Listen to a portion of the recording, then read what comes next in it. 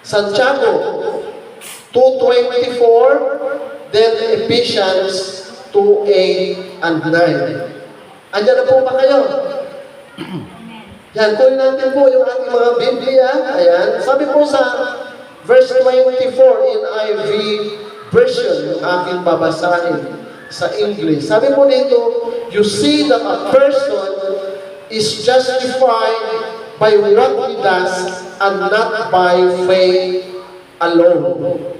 Ayan, sa James 2:24 and Ephesians 2:8-9, sabi po sa verse 8 ng Ephesians 2, for it is by grace you have been saved through faith, and this is not from yourselves.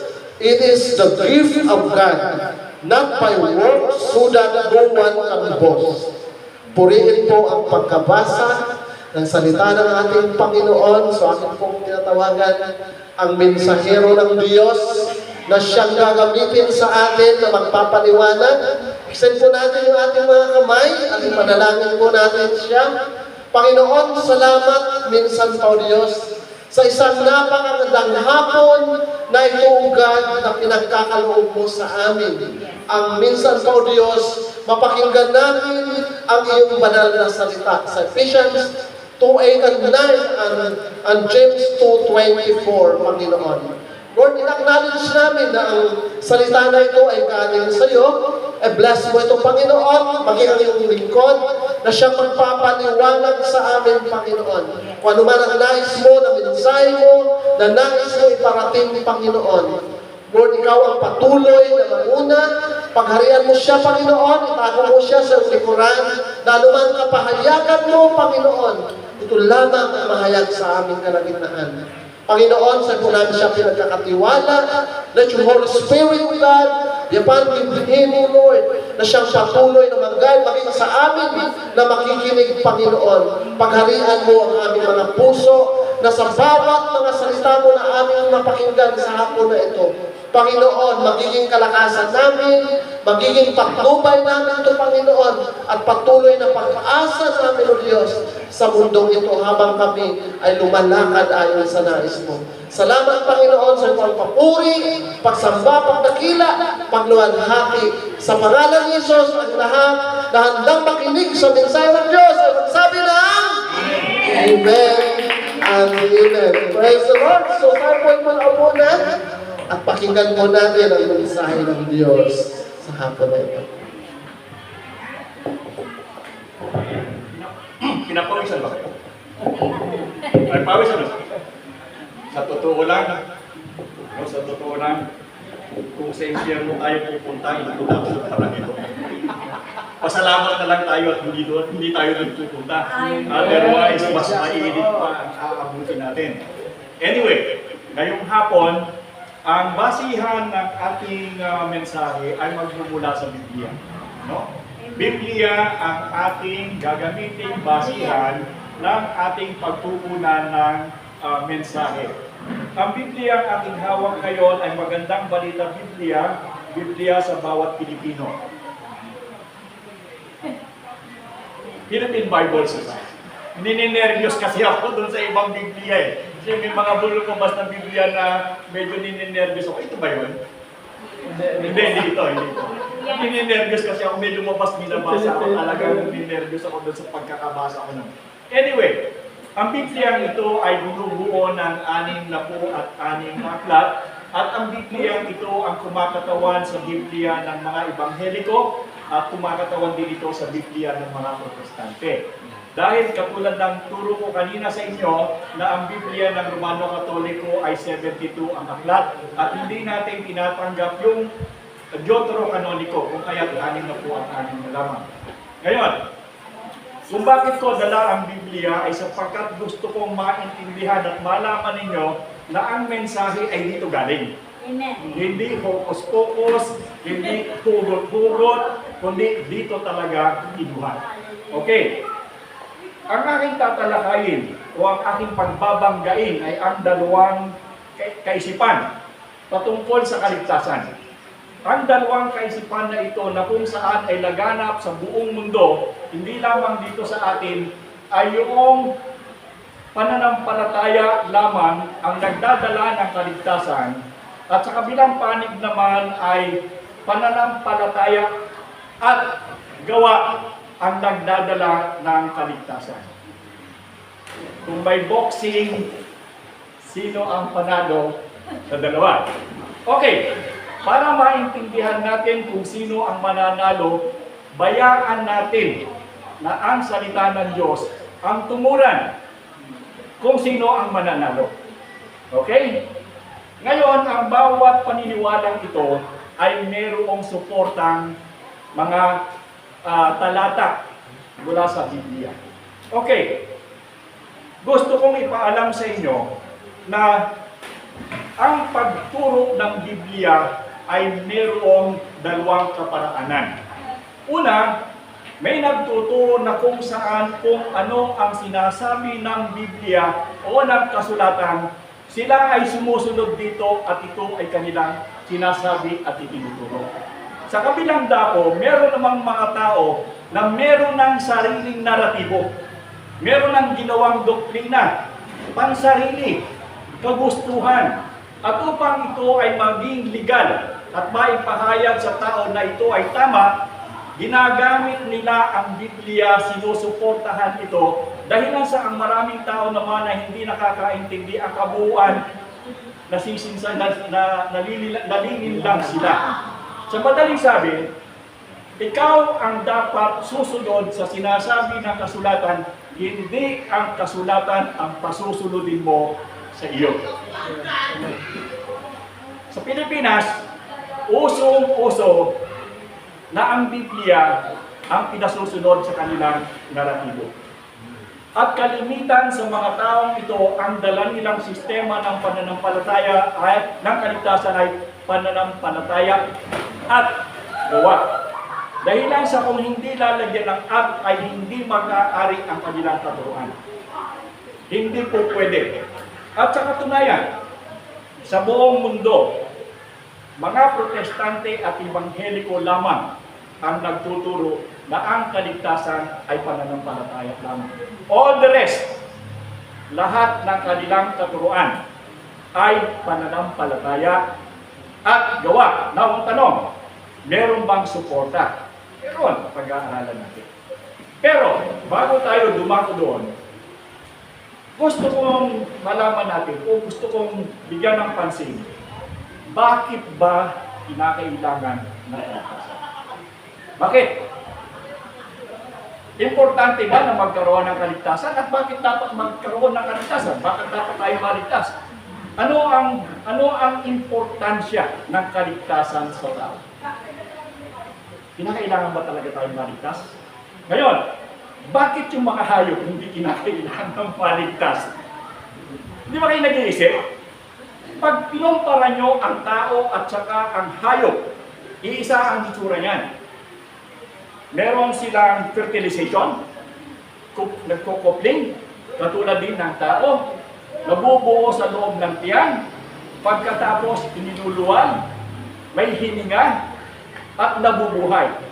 The same ang process ng hayop at ng tao, subalit yung hayop, hindi natin ini-evangelize. Di ba? Unfair. Unfair. Bakit yung mga hayop pareho ang process, hindi natin ini-evangelize? Niluluto pa natin. Hindi ba? Niluluto pa nga natin eh. Now, teka muna, bakit gano'n? Pareho naman yung procedures, di ba? Katapos-tapusan, lamang tayo dahil niluluto pa natin sila. Bakit? Merong katuruan na sinasabi na dichotomy at trichotomy. Okay, ano ang pagkakaiba ng dalawa? At pupunta tayo doon sa mensahe natin. Gusto ko lang ipaliwanag sa inyo kung bakit kinakailangan na iligtas yan, yung mga bagay yan. Bakit pinag-usapan ng kaligtasan? Kasi, doon sa tinatawag na dichotomy, ito yung turo nila. Ito daw ay binubuo ng katawan at kaluluwa. Dalawa lang. When you say kaluluwa, ito yung 5 senses of the mind. Ito yung understanding. Ito yung kaisipan. So, ang mga hayop ay may katawan at merong mga kaisipan. Kaya nga marunong silang dumadating, bigyan mo ng pagkain. At kahit yung mga aso ha, kita mo kahit napakatagal na nasa civilization na, makita mo nagkukutot pa rin yan pagka manganganak. Kasi embedded sa kanila. So, bakit hindi natin sila ini-evangelize? Diba? Dahil ang sabi dito, ang mga hayop ay dichotomy, ibig sabihin sila ay meron lamang katawan at kaluluwa o kasi yung senses. Samantalang ang mga tao daw ay trichotomy. Naintindihan nyo? Trichotomy. Anong ibig sabihin ng trichotomy? Ang trichotomy ay binubuo ng katawan, kaluluwa, at espiritu. Yung espiritu, doon tayo nakalaman. Bakit? Kung tatandaan nyo ng likhain ng Panginoon ang sanlibutan, inuna niyang likhain ng mga hayop. Hindi ba? Pero nung likhain niya ang tao, kakaiba sa lahat. Sapagkat nung likhain niya ang tao, kanyang hiningahan para ito'y magkaroon ng buhay. Yung bang mga hayop, hiningahan niya ayon sa kasulatan? Hindi. Hindi ba? Hindi siya hiningahan. Kung kaya magkaiba ang hayop at ang tao. Pero kung evolutionist ka, sasabihin mo na ang tao ay galing sa unggoy. Amen. Medyo magandang lalaki naman ako sa unggoy kahit mag-evolution tayo rito. Hindi ako papayag. Okay? Kayo na lang kung gusto ninyo. Anyway, ito ang pagkakaiba. Ang tao ay may katawan, may 5 senses kaluluwa, at meron siyang espiritu na kung saan ay hiningahan ng Diyos. Ang problema, nung magkasala ang ating unang magulang, yung hininga ng Diyos niyan sa atin na nagbibigay ay sinasabing namatay sa espiritu. Namatay yan sa espiritu. Bagamat tayo ay kumikilos ng buhay, pero ang ating espiritu ay namatay dahilan sa pagsuway ng ating unang magulang. At kinakailangan buhayin uli yan. Sapagkat ang tunay na katatayuan ng ating espiritu ay buhay, subalit ito'y namatay dahilan sa pagkakasala ng unang magulang. Meron na tayo sisisihin dito. Kayong nanindisi, matagal na nangyari na yun. Past is past. Di ba? Bygone is bygone. Dahil dito, gumawa ng paraan ang ating Panginoon upang ang espiritong ito ay magkaroon ng buhay. Ipinadala niya ang kanyang bugtong na anak upang ang sinumang sumampalataya sa kanya ay magkaroon ng buhay na walang hanggan. Anong sabi? Ang sinumang sumampalataya, sinabi bang gumawa? Hindi. Ang sabi ng requirements ng kasulatan ay kinakailangan lamang sampalatayanan ang bugtong na anak, at kapag sinampalatayanan ito ay magkakaroon ng buhay na walang hanggan. Ang dali naman pala yan. Wala man lang kahirap-hirap. Bakit? Gusto mo rin ipako ka sa krus? Subukan natin. Papayag kayo para maligtas, pako din kayo? Ayaw. Ayaw, di ba? Ayaw nyo, gratis na nga, libre na nga. Ayawan nyo pa, di ba? So, ito ang dahilan kung bakit ang Panginoon ay ipinadala upang ang patay na spirit ito ay sapian ng espiritu ng Diyos na kapag nagsapi ang dalawa, ang iyong espiritu ngayon ay mabubuhay. At oras na mabuhay ang iyong espiritu, ito'y magkakaroon ng puwan doon sa tirahan ng Diyos sapagkat ito ang usapan sa kasulatan. Hindi ba? Ang sinumang sumampalataya ay hindi mapapahamak, kundi magkakaroon ng buhay na walang hanggan. Baka sabi nyo, hugot-hugot lang ito ha. Tingnan nga natin. Buti na yung nakakasiguro tayo na sinasabi natin eh, nandito talaga. Baka sabihin ng hindi naman totoo yan. Ito, nandito. O, ang sabi dito sa 3:16 ng buwan, ito yun Ngayon, sapagkat gayon na lamang ang pag-ibig ng Diyos sa sanlibutan, sa sangkatauhan, kaya't ibinigay niya ang kanyang kaisa-isang anak upang ang sinumang sumampalataya sa kanya ay hindi mapahamak kundi magkaroon ng buhay na walang hanggan. Nandito. Diba? Hindi hakak, hindi hugot. So maliwanag na sinasabi ng kasulatan sa atin na sa pamamagitan ng pananampalataya, yung ating namatay na espiritong ito ay mabubuhay dahilan sa ating pananampalataya sa Kanya. Natatandaan ninyo si Demas at saka si Hestas according sa tradisyon. Si Hestas, sabi niya, nasa lokasyon, GMG. Sabi doon, kung ikaw talaga ang Diyos, Mesiyas, ay iligtas mo ang iyong sarili at iligtas mo na rin kami. Sabi naman ni Dimas, according to tradition, yung dalawang pangalan, ay hindi ka ba natatakot sa Diyos? Yan ay pinaparusahan katulad natin, na deserving naman. At sinabi niya, Panginoon, sabi niya, alalahanin mo ako pagdating mo sa iyong kahilingan. Ang sabi ng Panginoon sa kanya habang nakapako sa krus ay, ngayon din ay isasama kita sa paraiso. Ang tanong, simple lang yan. Anong ginawang mabuti ni Dimas? Kung Dimas man ang kanyang pangalan.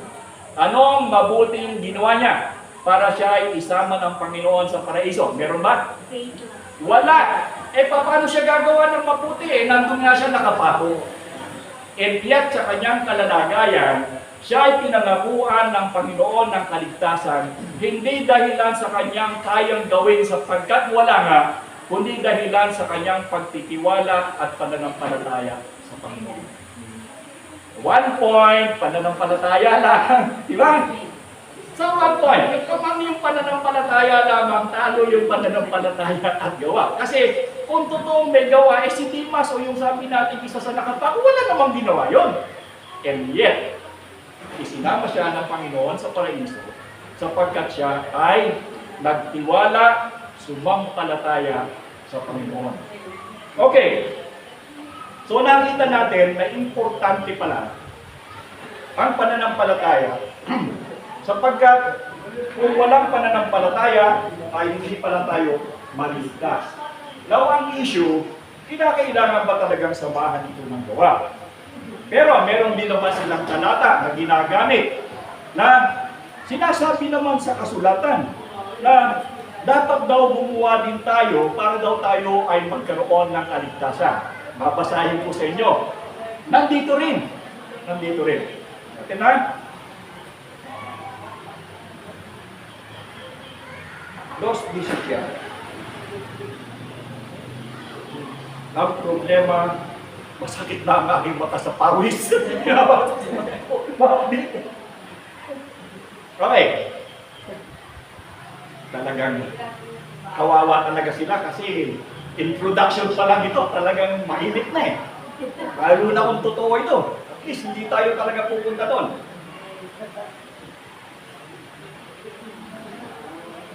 Okay.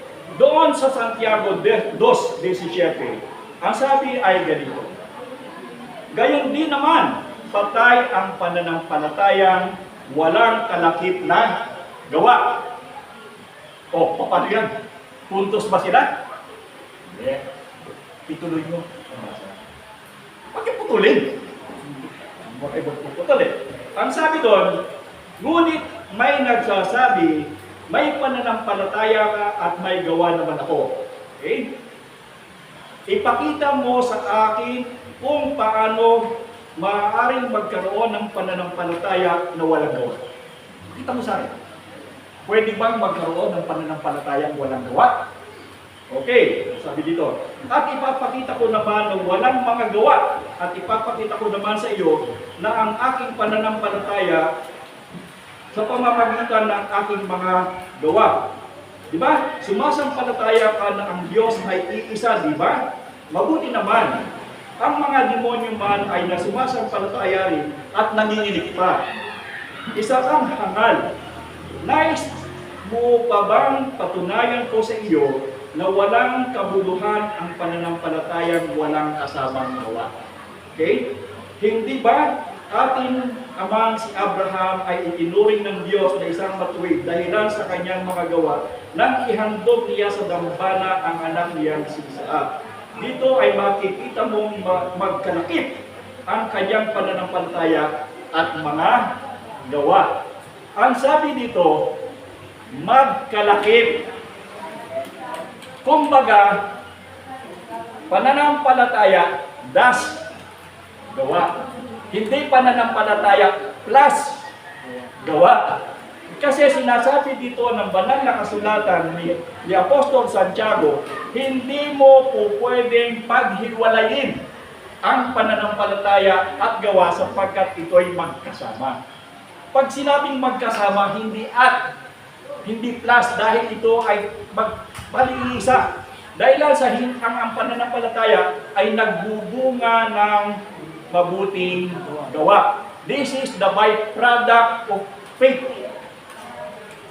Hindi ito pamamaraan upang ikaw ay magkaroon ng pananampalataya. Ito ay bunga. So, dahilan dito, ang mga protestante o mga ebangheliko ay nananangang mahusay sapagkat ito ang katotohanan at itinuturo ng Biblia na pilit nilang pinipilipit at pilit nilang sinasama na dapat ay merong gawa. Tingnan ninyo ito. Meron ba kayong nakita? Pupunas muna. Okay. Meron ba kayong nakita na simbahan ng mga ebangheliko o mga protestante man na malalaki sa Pilipinas? Meron kayong nakita? Wala. Walang simbahang malalaki ang mga protestante, walang simbahang malalaki ang ebangheliko, sapagkat ang kanilang katuruan ay ang pananampalataya lamang ang nagdadala ng kaligtasan.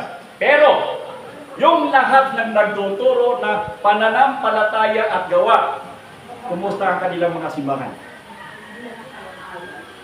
Mga tulisan pa eh. Nakapang tulis eh. Diba? Pumunta ka doon sa Rome, ang laki ng nando doon sa Rome. Lahat yan, ang kanilang sistema ng kaligtasan ay pananampalataya at gawa. Bakit?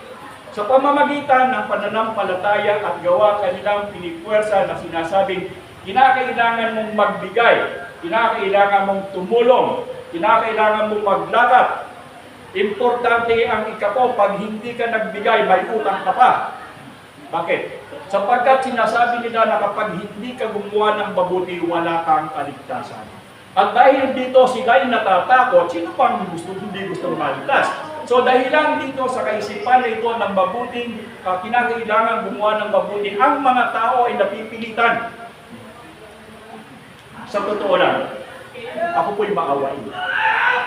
Kuminsan. Okay. Minsan doon sa amin, kami may tindahan doon sa Samba. Meron kami tindahan sa Samba. May lalapit sa akin. Wala siyang pamasahe, gusto niya sumamba. Gusto niya sumamba. Wala siyang pamasahe papunta sa simbahan. Wala siyang pambigay sa simbahan. Pero gusto niya sumamba. At marami siyang kapatiran doon sa palengke. Pero sa akin siya pumunta. Alam kong hindi tama ang kanyang pananampalataya, pero nakita ko sa kanya yung kagandahan doon niya na gustong maglingkod sa Panginoon, gustong sumamba sa Panginoon, mali nga lang. Nagdamot ba ako? Hindi. Ito ang iyong pamasahe, ito ang iyong pamilya. At yun ay palagi. Palagi. Tinotolerate ko ba siya? Hindi. Hindi ko siya tinotolerate doon sa amin niya. Ang tinitingnan ko ay yung kanyang puso sa kagandahang loob niya na sumamba sa Panginoon, nagkataon nga lamang na mali. Kung may magagawa lang ba ako na higitin siya doon sa pananampalataya natin, bakit na hindi? Eh di sinugod ako ng mga kasama na ito. Di ba? And yet, hindi naman nila tinutulungan. Ito ang bunga ng pananampalataya at gawa. Ito ay necessity because there is a need ng income. Yung mga nagtuturo ng pananampalataya at gawa ng kaparaanan ng kaligtasan, meron silang jet, meron silang helicopter, magaganda ang sasakyan, yung kanilang inodoro ay ginto. Saan ang gagaling ang ipinambibigay? Dahilan sa kinakailangang gumawa ang kanilang mananampalataya, at kung hindi gagawa ay hindi pupunta sa kalangitan. Meron pa nga, pag ikaw ay hindi eksakto sa oras sa pagsamba, ikaw ay masasarhan ng pintuan ng kalangitan. Pati ang iyong attendance. Di ba? Ganyan katindi ang kanilang sistema. para lamang ikaw ay maligtas. At dahilan sa ikaw ay napa-embrace doon sa kanilang, ikaw ay nayakap nila, hindi ka na makakawala. At napipilitan kang sumunod. Dahilan sa takot na mawawala ang iyong kaligtasan, hindi dahil sa biyayang taglay na ibinigay ng Panginoon ng libre, na kung saan naman yun ang dahilan ng kanyang kamatayan. Nakita niyo ang pagkakaiba. Pasalamat tayo sapagkat tayo ay namulat sa tamang katuruan. Pasalamat tayo sapagkat inabutan natin yung nagturo sa atin na tamang katuruan sa banal na kasulatan na sinasabi ang kaligtasan ay hindi mo kayang bilhin. Ang kaligtasan ay hindi mo kayang bayaran. Ang kaligtasan ay hindi mo kayang pag-ipunan ng gawa sapagkat ito'y regalo ng Diyos. Kapag ang regalo ay iyong binayaran, anong tawag doon? Hindi na yon regalo, yon ay bili na. Kaya mo bang bilihin ang paghihirap na ginawa ng Panginoon doon sa Kalbaryo para ikaw ay magkaroon ng kaligtasan? Walang halaga. Walang halaga. Dahilan sa walang halaga, ang pwede mo na lamang gawin, maniwala sa Kanya na siya ay namatay para sa iyo ng libre, walang bayad. Katulad noong lalaki na nandoon sa Kalbaryo, doon sa krus, wala nang ginawa, hindi niya siya miyembro na kahit anong simbahan. Hindi ba? Ano ang simbahan siya miyembro? Ay ba't siya naligtas? Sabi kasi nung iba, kung hindi ka miyembro ng aming simbahan, hindi ka magkakaroon ng kaligtasan. Bakit miyembro niya ba yun? Hindi niyo miyembro kasi wala pa nga kayo, nandun na yun eh. Ngayon lang kayo, di ba? Oh, and yet nagkaroon siya ng kaligtasan kahit hindi siya kaanib miyembro ng anumang simbahan dahil maliwanag na sinasabi ng kasulatan, pananampalataya lamang ang paraan upang ang tao ay maligtas. Amen? Amen. Maraming salamat.